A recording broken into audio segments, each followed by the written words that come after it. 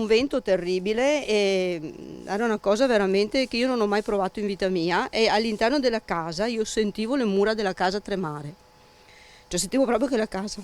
Ha avuto paura, immagino. Pensava che crollasse tutto. Sì, sì, ho avuto paura.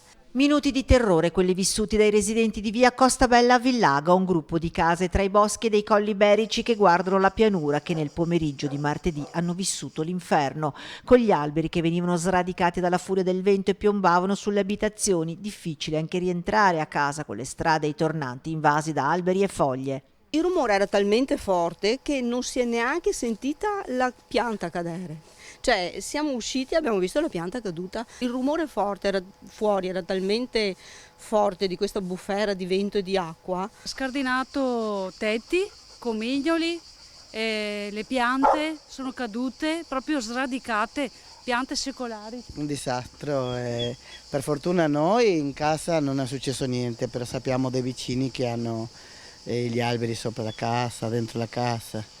Adesso siamo tutti senza luce, abbiamo il traliccio della luce su, stiamo funzionando con un generatore. La potenza del vento ha buttato giù un traliccio da 10.000 volte e i tecnici dell'Enel sono a lavoro dalla notte. Alle 2 del mattino ci ha fatto partire la luce, però ci ha fatto fuori tutto lo che è elettrodomestici, alla vicina le sono esplose le lampadine, adesso vediamo. Ci si arrangia e aiuta tra vicini. Si pensi che io ho tutto con la corrente, anche il fornello. Quindi io praticamente ieri sera pane e formaggio, oggi pane e acciuga e stasera andiamo a casa di un altro che invece ha il fornello a gas che ci ospita.